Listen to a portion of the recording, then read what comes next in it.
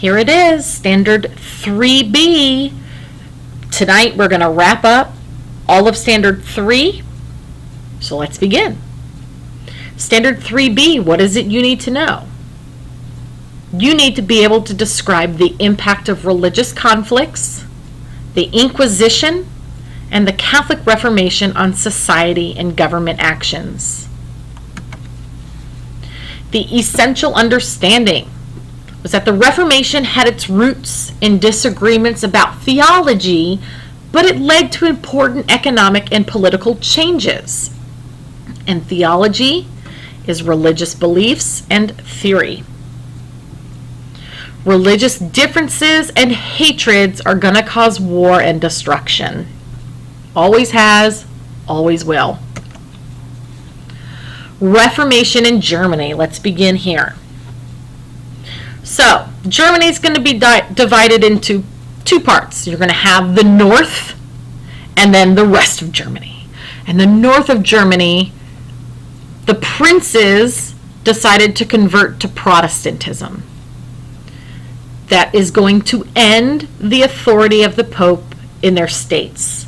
So the northern German princes, they are going to support Martin Luther and Lutheranism. It is not a coincidence. Martin Luther, he was a German monk. He started Lutheranism. He is from Germany. So the northern German princes are going to support him. Unfortunately, the rest of Germany and the Holy Roman Empire, they're going to continue to support the Roman Catholic Church.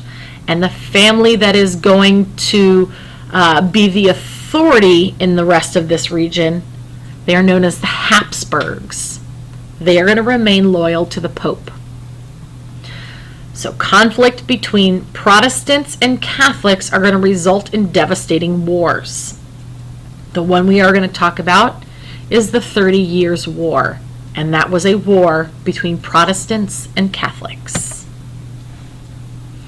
30 Years' War, it was a European conflict over religion and territory. And it's also going to be for power among the ruling families, such as the Habsburgs. It's going to last from 1618 to 1648. Do the math. It's 30 years, hence the name of the war, the 30 Years' War. The war did great damage to Germany. Its population dropped, trade and agriculture were disrupted, and Germany's economy was ruined. All right, let's talk about the Reformation in France. So, in France, they are Catholic. And the Catholic monarchy of France, they are going to decide and grant the Protestant group called the Huguenots the freedom to worship under what is called the Edict of Nantes. I like to say the Edict of Nantes grants the Protestants freedom to worship. So try to remember that. Edict of Nantes in France grants the Protestants freedom to worship, which is also freedom of religion. This is very progressive because usually whatever religion that the king or queen was, that is what they expected all of the subjects in their kingdom to practice. So, good job, Catholic monarchy, for allowing the Protestants of France, the Huguenots, the freedom of religion. All right, Cardinal Richelieu. This person, he is very important. He will come back again in a different standard. Cardinal Richelieu, 1624. Essentially, he's going to become the ruler of France. Cardinal is not his first name. Cardinal is his title. Like mine is Mrs. Cook. His title is Cardinal Richelieu. Cardinal is just a position in the Catholic Church. Cardinal Richelieu wanted to make France the strongest state in Europe, but his obstacle was the Habsburg family, whose land surrounded France. So to limit the Habsburg power, Richelieu, he's going to involve France in that 30 Years' War, that war between the Catholics and Protestants. But when Cardinal Richelieu takes France into the 30 Years' War, the focus of the war is going to be changed from a religious conflict to a political conflict. So before France was involved, it was Catholics versus Protestants, making it a religious conflict.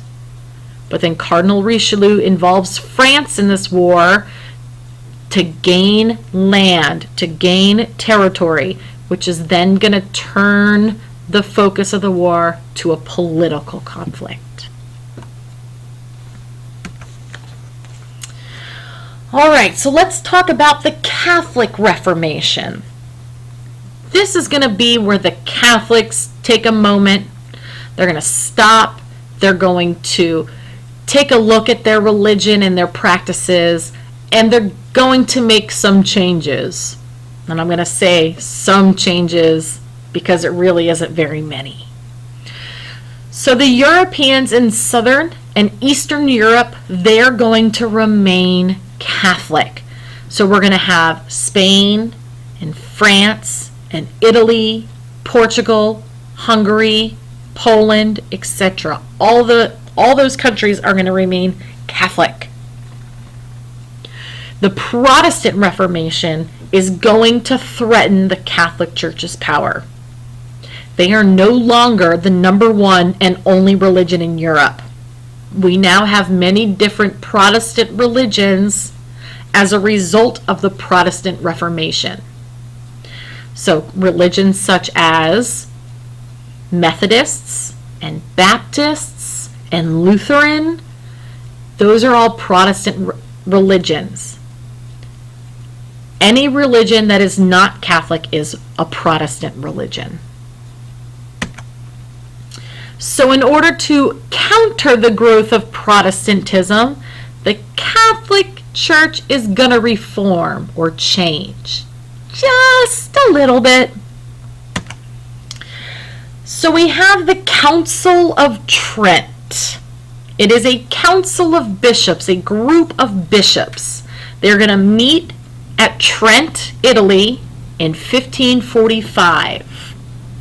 When they get together, they are going to reaffirm the Catholic teachings. They're going to claim that the Catholic teachings are valid, that they should still be taught. They're also going to reaffirm the importance of the Catholic Church's rituals and the Latin version of scriptures. But the one change that they are going to make, the big one that Martin Luther really disliked, they are going to end the sale of indulgences. They are going to say, okay, this is a big reason what people do not like about the Catholic Church. Okay, we admit it's a little sketchy. Let's go ahead and stop selling these tickets to heaven for sale. Let's stop it. And let's see if we can get more people back into the Catholic religion. The next thing the Catholic Church is going to do is they're going to form the Society of Jesus. They're also known as Jesuits. So in 1540, the Pope is going to recognize the Society of Jesus. The Jesuits were founded by Ignatius of Loyola, and their primary obligation is to spread Catholicism around the world. So, spreading the word of the Jesus. They're going to serve in missions throughout Europe, Africa, Asia, and the Americas. They are going to try to get more people back to becoming Catholic and to practice that Catholic religion.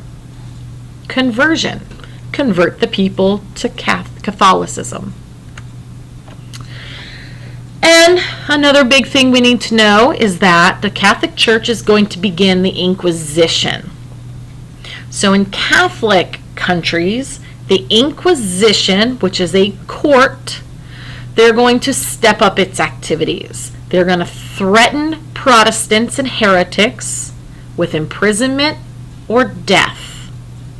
And a heretic is someone who maintains religious opinions contrary to those accepted by his or her church or rejects doctrines set by that church.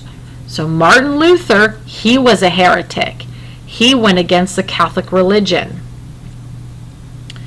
So even the most faithful believers might be reported to the Inquisition by their enemies.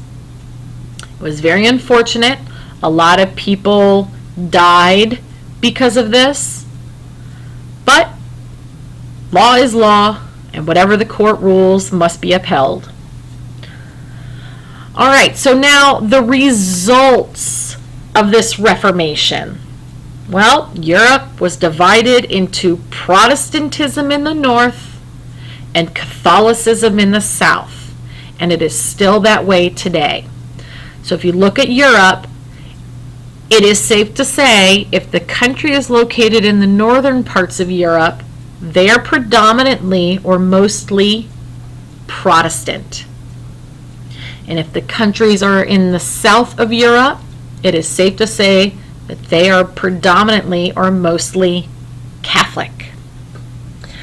All right, ladies and gentlemen, Standard 3 is now finished. Thank you very much. I hope you enjoyed this. Go watch the rest of the fun videos that I put on the playlist, and I will see you soon. Have a good night.